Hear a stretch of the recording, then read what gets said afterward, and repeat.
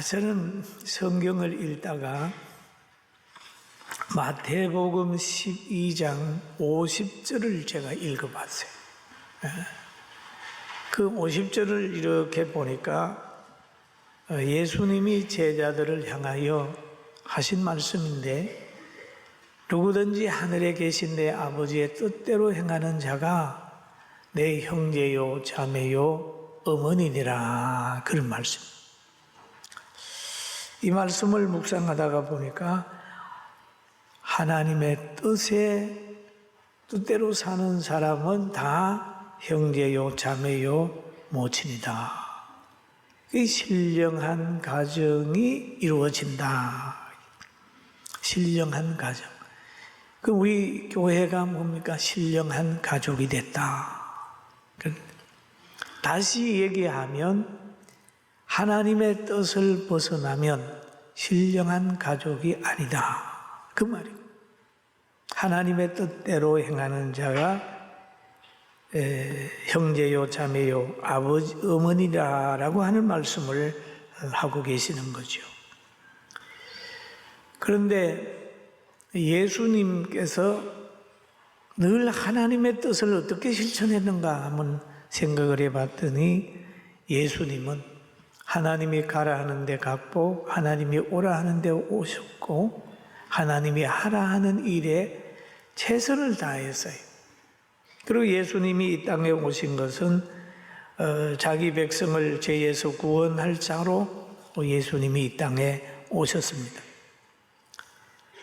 또 세례 요한의 말을 빌리면 예수님은 모든 믿는 사람의 죄를 대속하기 위하여 한 마리의 어린 양의 사명을 가지고 오셨다, 그랬어요. 그럼 오신 예수님은 하나님이 만든 제도와 의식 속에 들어오셨다. 그가 하나님의 아들이시지만은 사람의 아들 세례 요한, 하나님이 선지자로서는 그를 그에게 찾아가서 그 요단강에서 세례를 받았다. 사람으로 낮아졌고 또 사람들이 받는 그런 위치에서 세례를 받았다.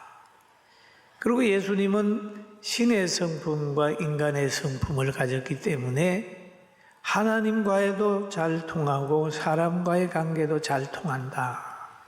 그래서 예수님은 신성과 인성을 가지신 분입니다.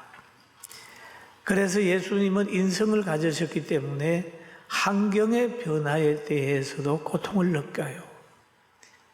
때로는 우시고 때로는 시장해 하시기도 하셨어요.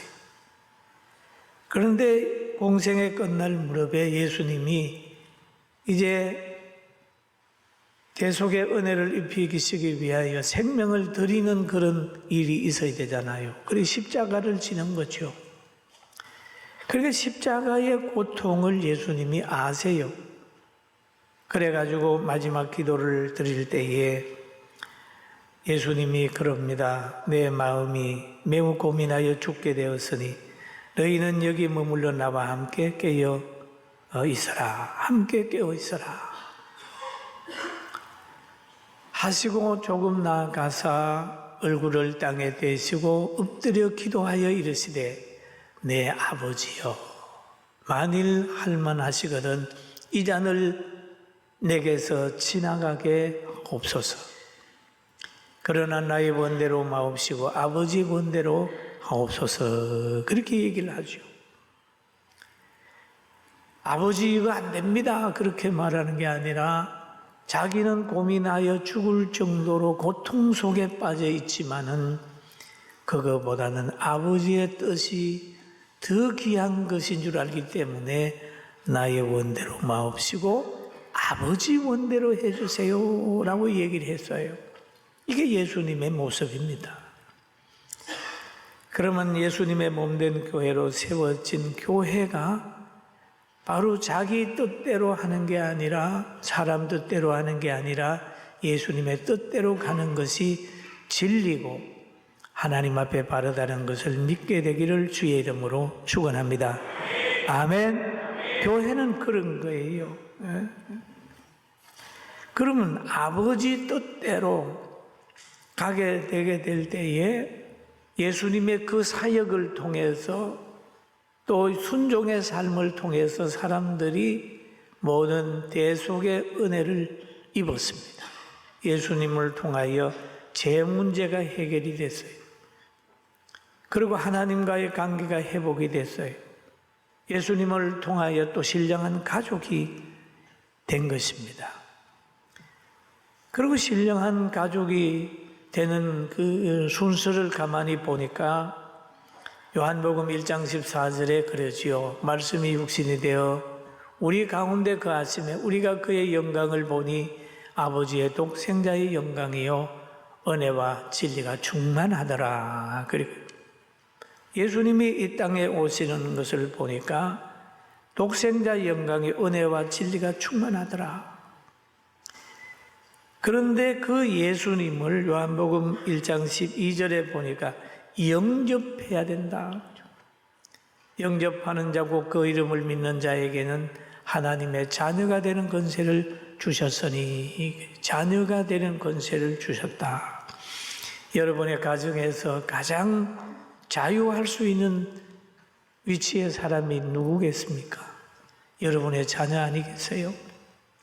여러분의 자녀는 여러분이 가지고 있는 모든 것을 누릴 수 있고 여러분 방에 들어올 수 있고 함께 할 수 있는 거 아니겠습니까? 하나님의 자녀가 된다는 거 엄청 큰 축복이에요. 믿습니까? 엄청 큰 축복이에요. 그러니 하나님이 예수님을 이 땅에 보내셨어요. 그럼 보내신 그 하나님을 우리는 믿어야 돼요. 영접하고 믿고 환영하고 사랑하고 동행하고 그렇게 해야 되는 거죠. 그러면 하나님의 신령한 권세에 참여하고 하나님의 그 권위에 참여하게 되고 그럽니다.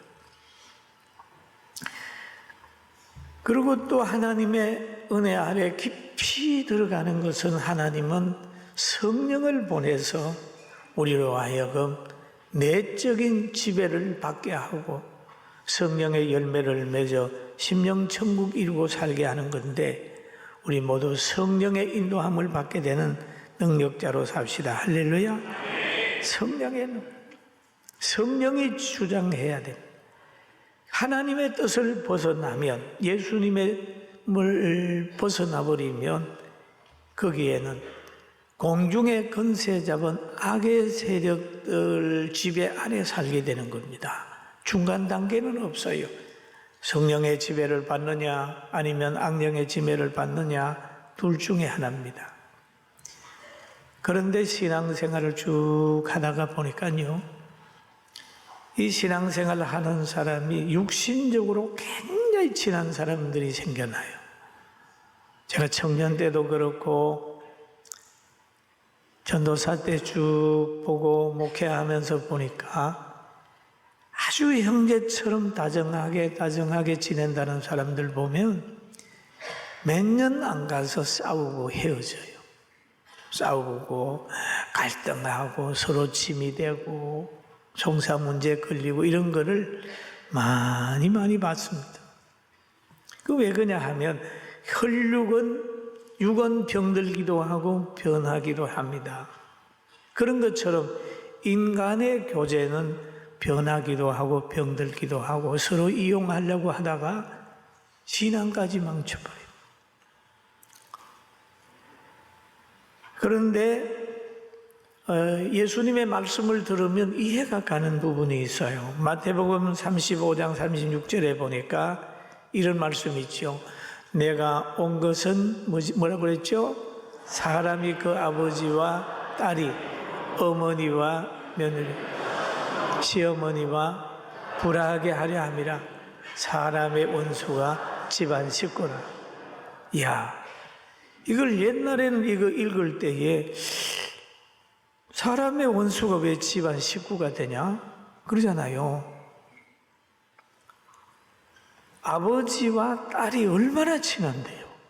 아버지하고 딸하고 얼마나 친한데 왜 원수가 되겠어요? 며느리하고 시어머니하고 얼마나 친해야 되는데 왜 그러겠습니까? 여러분, 진리 떠나서 육신적으로 살게 되면 서로 간에 짐이 되는 거예요. 짐이 되는 거예요. 자꾸 벗어나려고 그러고 그런 겁니다. 여기서 보는 것은 육신 중심으로의 삶은 서로 짐이 되고 믿지 않는 가정에서 믿는 사람이 생겨나면 그 사람은 굉장히 따돌려요. 신앙생활 할 때는 혈육 중심이 되면 하나님의 뜻을 이루지 못하는 거죠. 혈육 중심. 그래서 내하고 뭐 어떤 지역이 갖고 어떤 그 학연, 지연, 혈연 중심으로 해가지고 뭔가 돕고 그러다가 보면 언젠가는 썩습니다. 깨집니다. 그거를 많이 느껴, 그렇구나. 그러나 진리 안에 있으면 날마다 새로워집니다. 할렐루야. 그래서 믿는 사람들이 신앙 안에서 가정을 꾸리면 평생 동안 갈등이 없어요. 왜? 반석 위에 사랑이 맺어지고 반석 위에 관계가 이루어졌기 때문에 한 사람이 어려우면 그 사람에게 피로를 채우라는 것이 아니라 피로를 채워주려고 노력하니까 그 관계가 오래오래 가는 거예요. 하나님이 그것을 아시기 때문에 아브라함에게 말씀하셨어요. 아브라함아, 너가 믿음의 조상이 되려고 하면 이렇게 해야 돼. 그 말이죠. 본토 친척 아비집을 떠나 내가 너에게 보여주는 땅으로 가라. 내가 너로 큰 민족을 이루게 하리라. 그렇게 말씀하셨어요. 여러분, 우리 예수님 잘 따라가서 승리하는 자가 됩시다. 할렐루야. 인간관계에서 오는 갈등, 서운함, 그건 육인 것입니다. 그것 때문에 신앙 실패하지 말아요.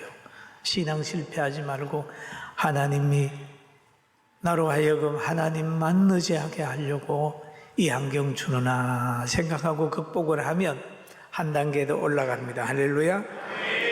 그런데 하나님께서 예수 믿는 사람들의 마음밭에 대한 얘기를 하고 있어요. 예수님이. 예수 믿는 사람도 밭이 4개 밭이 있다. 이 마음밭들 얘기를 하는데 오늘 본문에 보니까 이 마음밭 중에서 길가밭이 있다. 그럽니다. 뿌리는 자가 들여 뿌렸는데 길가에 떨어짐에 새들이 와서 먹어버렸고 말씀이 안 들어오는 거예요. 아무나 천국의 말씀을 듣고 깨닫지 못할 때에 악한 자가 와서 그 마음에 뿌린 것을 빼앗나니 곧 길가에 뿌려진 것, 뿌려진 자다, 뿌렸다. 마음에 복음이 안 들어오는 거예요. 여러분 지금 말씀을 들으면 들어와야 되는데 멍하니 안 들어오는 분이 있습니까? 많은 사람이 밟고 가서 그래요. 밟고 가서. 시골에도 보면은 씨를 뿌려보면 알잖아요. 길가밭은 뿌리 내릴 수가 없는 거예요. 뿌리 내릴 수.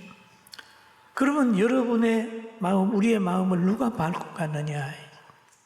우리의 마음을 때때로는 누가 밟아? 무신론자들이 밟고 가는 거. 또 니체가 밟고 가고 히틀러가 밟고 가고 진화론자들이 밟고 가버려가지고 성경 얘기를 하면 아니야 이런 얘기죠. 그러다가 보니까 무의식 속에서 성경 얘기를 하면 안 들어오는 거예요.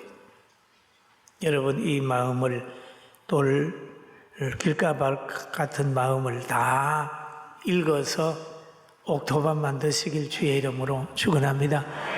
그럽니다. 그 다음에 또 보면은 돌짝밭이 있다고 그럽니다.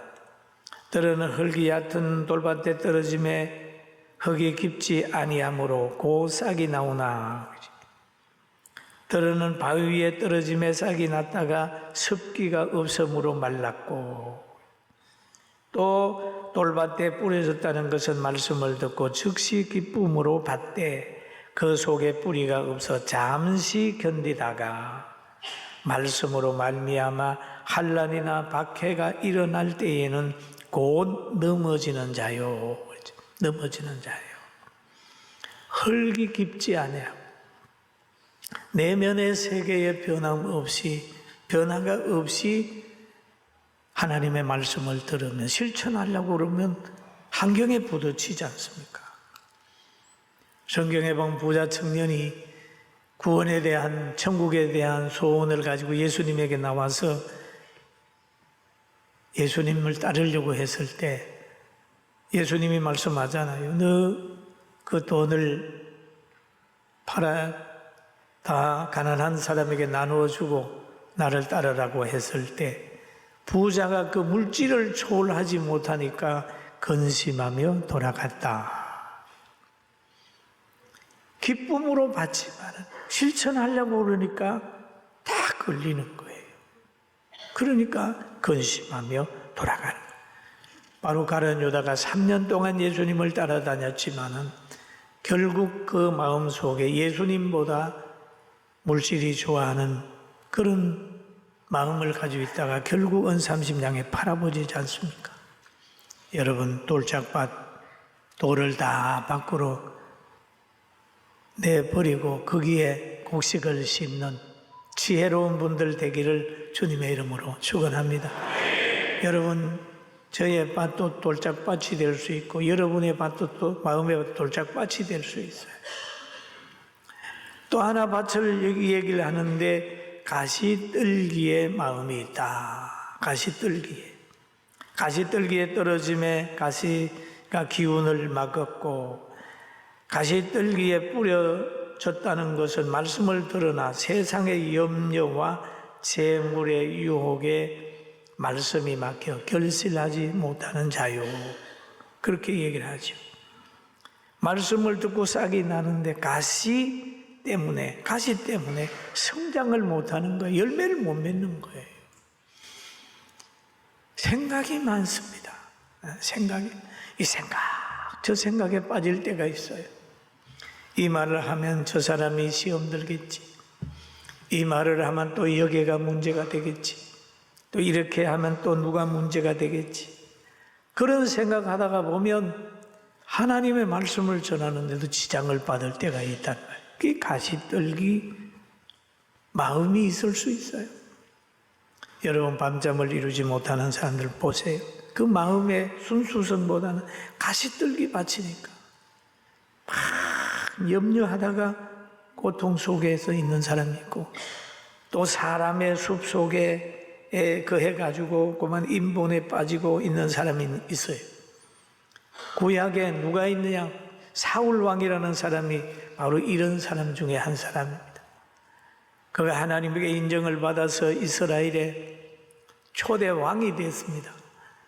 초대 왕이 됐는데 그는 자기 나름대로의 많은 생각을 가지고 있었어요. 다윗이라고 하는 사람이 자기보다 더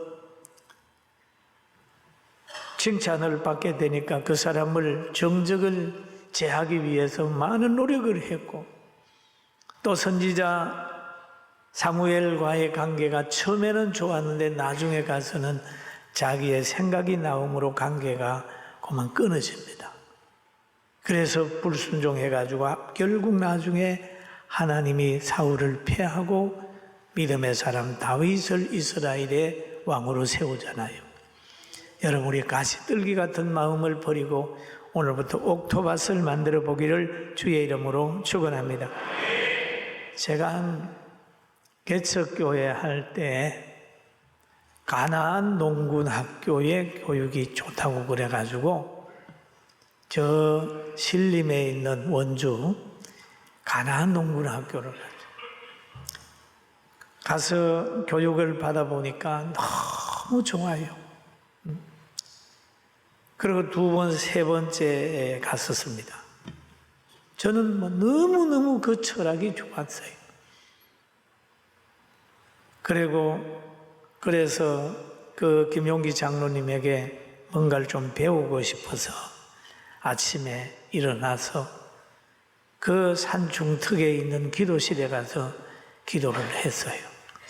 그런데 아침에 장로님이 산에 기도하러 올라갔다 내려오는 길에 제가 중턱에 기도실에 있다가 장로님을 붙들었어요. 장로님, 저 상담 좀 합시다.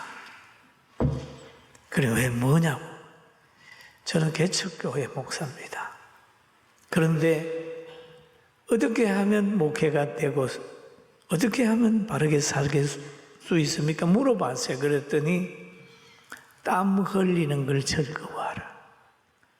그러니까 그 어르신은 늘 야산을 만나면 땅을 개간을 해가지고 고구마도 심고 가수 사과도 심고 그렇게 해가지고 개간을 해요. 그 다음에 뭐 저야 땅이 없으니까 개척교회 하면서 뭘 일구겠어요? 그때 하는 말이 진실해라. 응? 장로님이 하는 말 진실해라. 설교 잘하면 됩니다. 뭐 합니다. 그거보다 진실해라. 제가 그걸 마음에 꽉 그래, 맞아. 하나님 앞에 진실한 사람이 돼야 되겠다 생각을 했는데 여러분, 성령 받으면요 거짓말 안 합니다. 할렐루야. 거짓말 하는 사람은 그 속에 사탄이 들어있어요. 성령 받으면 평안하고 자족하고 진실한, 거짓의 아비는 마귀입니다. 그리고 여기에 오늘 또 한 가지 밭 얘기를 하는데 옥토밭이 있잖아요. 돌짝밭, 가시떨기밭, 또 길가밭, 옥토밭. 이 마음 네 가지 마음인데 네 가지 마음 중에서 보면 옥토의 마음인데요. 13장 마태복음 8절 9절 한번 같이 읽어볼까요? 들어는 좋은 땅에 떨어짐에 어떤 것은 100배, 어떤 것은 60배, 어떤 것은 30배 결실하느니라. 귀 있는 자는 들으라 하시니라 라고 얘기하죠. 좋은 땅에 뿌려졌다는 것은 말씀을 듣고 깨닫는 자니 결실하여 어떤 것은 100배, 어떤 것 60배, 30배라고 얘기하죠. 좋은 땅은 좋은 마음을 얘기하잖아요. 좋은 마음. 정말 옥토의 마음 가지고 세상을 바꾸고 가정을 바꾸고 감사하게 되길 주의 이름으로 축원합니다. 얼마나 감사한지 몰라요. 생각만 하면 할수록 하나님이 태어나게 하시고 예수 믿게 하시고 오늘날까지 있게 하는 거, 다른 사람은 지옥으로 갈 수밖에 없는데 우리 믿는 사람 천국 준비하시고 헛된 삶 살게 하지 않다는 거 생각하니까 시간마다 행복인데 함께 행복하고 자족하는 신앙 가지게 되길 주의 이름으로 축원합니다.